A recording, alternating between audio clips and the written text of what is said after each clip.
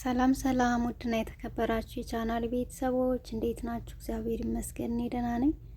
ቤተሰቦች ዛሬ ይዤላችሁ የመጣሁት ጸጉሬ ተነቃቀለብኝ፣ እየረገፈ አስቸገረኝ፣ እንዲሁም ደግሞ ሳሳብኝ እያላችሁ አንዳንድ እህቶች ጠይቃችሁኛልና ዛሬ ጸጉራችን ለሚነቃቀል በተለይ ጸጉራችን ለሚነቃቀል ለሚረግፍና ለሚሳሳ የሚሆን ትክክለኛ አሰራሩን እኔ በምላችሁ ከተጠቀማችሁ ጸጉራችሁ አይነቃቀልም። እንደገና ደግሞ ጸጉር ያበዛል፣ ጸጉር ያሳድጋል። ሙሉ ጸጉር እንዲኖራችሁ ከፈለጋችሁ ይሄንን ተጠቀሙ። አሁን ቤተሰቦች የምንሰራው የጸጉር ስፕሬ ምንድነው መሰላችሁ? ከሮዝመሪና ከናና የሚሰራ ጸጉራችን እንዳይነቃቀል የሚያደርግ ውህድ ነው ማለት ነው።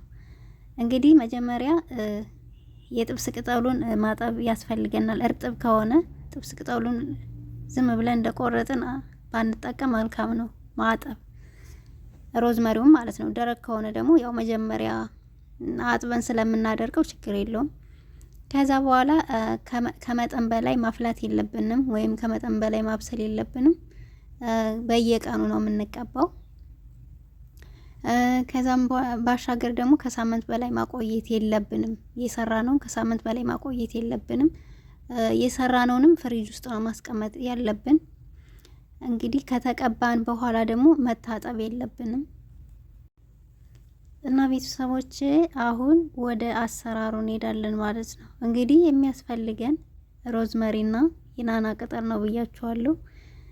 የናና ቅጠል እንግዲህ የናና ቅጠል እርጥቡ፣ ሮዝመሪ ደግሞ ካላችሁ ደረቁ፣ ከሌላችሁ ደግሞ እርጥቡን መጠቀም ትችላላችሁ ማለት ነው። እዚህ ጋር እንደምታዩት የናና ቅጠልና የጥብስ ቅጠል አለኝ ማለት ነው።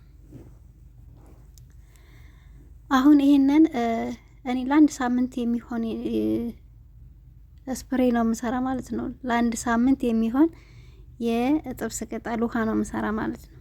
ከዛም በላይ ባታቆዩ መልካም ነው። 3 ማንኪያ የሮዝመሪ ቅጠል ጨምሬያለሁ።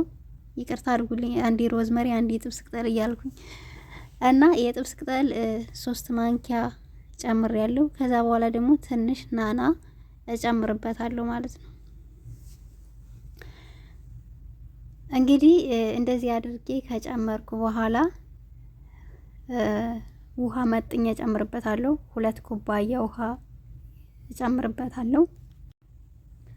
ከዛ 2 ኩባያ ውሃ ከጨመርኩ በኋላ ያው እሳት ላይ ጥደዋለሁ ማለት ነው። እሳት ላይ ስንጥድ ብዙ አታቆዩት። ከ7 እስከ 10 ደቂቃ ይበቃዋል። ከ7 እስከ 10 ደቂቃ በቃ ይበቃዋል። እንደዛ አድርጋችሁ ታወርዱታላችሁ።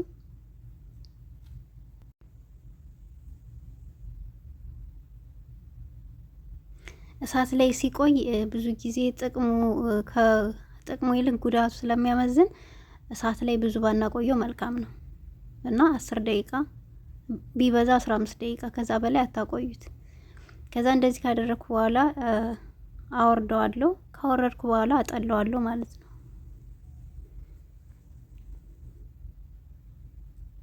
እንደዚህ አድርጌ አጠለዋለሁ። አንዳንዴ ብዙ ልጆች አባሰብኝ፣ መነቃቀሉን አባሰብኝ፣ እሱን ከተጠቀምኩ በኋላ እየረገፈብኝ ነው ምናምን የሚሉ ልጆች አሉ። ግን አጠቃቀማችን ትክክል አይደለም። ወይም አሁን ሮዝመሪ ውሃ ለሁላችንም ይስማማል ማለት አይደለም። አንዳንዶቻችን አላርጂክ ሊኖርብን ይችላል። አንዳንዶቻችን ስንጠቀመው ሊያሳክከን ይችላል።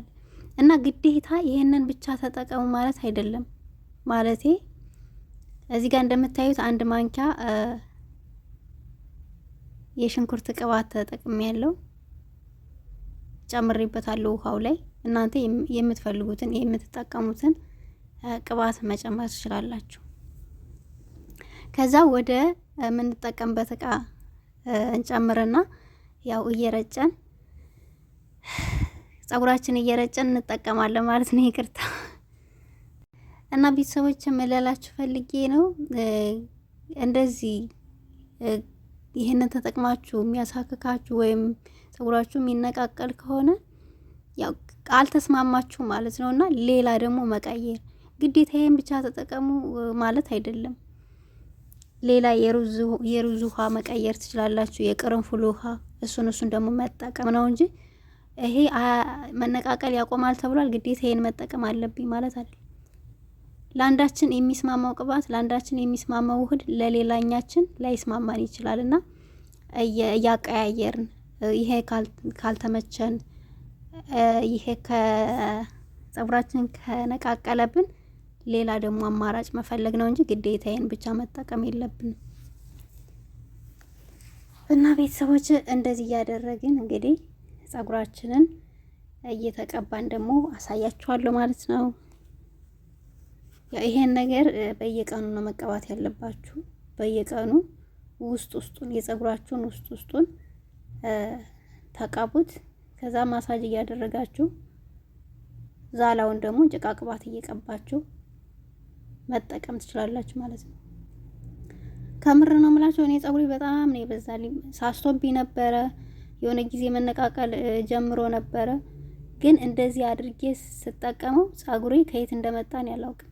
በጣም ነው የበዛው በጣም። እና ቤተሰቦች እንደዚህ ያደረጋችሁ ተጠቀሙ። ጸጉራችሁን ከመነቃቀል አድኖላችኋለሁ። እና ከዛም ባሻገር ደግሞ ያው ጸጉራችን እንዲያድግልን ከፈለግ በሁለት ወር አንድ ጊዜ የጸጉራችን ጫፍ ትንሽ ብንቆርጠው መልካም ነው። እኔ አሁን ቆርጬዋለሁ፣ ጫፉን ቆርጬዋለሁ። ጸጉር እንዳያድግ አንዳንዴ መንታ ካወጣ ጸጉራችን እድገቱን እንዳያፋጥንልን ስለሚያደርግብን በሁለት ወር አንዴ ጸጉራችን ጫፉን ብንቆርጠው መልካም ነው። ከዛም ባሻገር ደግሞ በሳምንት አንድ ጊዜ በቤታችን በሚገኙ ነገር ውህድ ሰርተን ከመታጠባችን በፊት ብንጠቀም፣ ከዛ ጸጉራችን ከመታጠባችን በኋላ በእርጥቡ ቅባት መቀባት ጸጉር እንዳይደርቅ ይረዳናል። ከዛ ባሻገር ደግሞ ጸጉር እንዲያድግ የሚያደርግልን ደግሞ አንዱ ጸጉሩን ጭንቅላታችንን ማሳጅ ማድረግ። ጭንቅላታችንን ማሳጅ ካደረግን ሁልጊዜ ማሳጅ ካደረግነው በቂ የደም ዝውውር እንዲኖረንና የጸጉር ስሮች እንዲነቃቁ ስለሚያደርግ ማሳጅ ለጸጉር እድገት በጣም ወሳኝ ነው። ቤተሰቦች ቅባትም ስትቀቡ ውህድም ስትቀቡ ጸጉራችሁን ስታበጥሩ ጭንቅላታችሁን ማሳጅ አድርጉት። የደም ዝውውርን ያፋጥናል። የደም ዝውውር ደግሞ ሲፋጥን ጸጉራችንን እንዲያድግ ያደርግልናል ማለት ነው። እና ቤተሰቦች የዛሬው ቪዲዮ ይሄን ነበረ። ከወደዳችሁት ላይክ፣ ሸር አድርጉ። ቤተሰብ ያልሆናችሁ ደግሞ ሰብስክራይብ እያደረጋችሁ ቤተሰብ ሁኑላችኋለሁ። እኔ አሁን እንደምታዩት ውስጡን እየቀባው ውስጡን ውሃውን እየቀባው በላዩ ላይ ደግሞ የሽንኩርቱን ቅባት ትንሽ እያደረግኩ ቀባዋለሁ ማለት ነው። ከዛ ማሳጅ አደርጋለሁ። ዛላውን ደግሞ ጭቃ ቅባት እቀባዋለሁ ማለት ነው። ምክንያቱም ዛላውን አትቀቡት ውሃው ያልኳችሁ ሊያደርቅብን ስለሚችል ነው። እኔ ብዙ ጊዜ ተጠቅሜዋለሁ። የጸጉሬን ዛላውን ስቀባ ያደርቃል። ውሃ ስለሆነ ጸጉሬን ድርቅ ያደርግብኛልና ለዛ ነው ጸጉራችሁን አትቀቡት እምላችሁ። ውስጡን ብቻ እኛ የምንፈልገው እንዳይነቃቀልብንና ጸጉራችን ለማሳደግ ስለሆነ ውስጡን ብቻ እንደዚህ እያደረግን ብንቀባ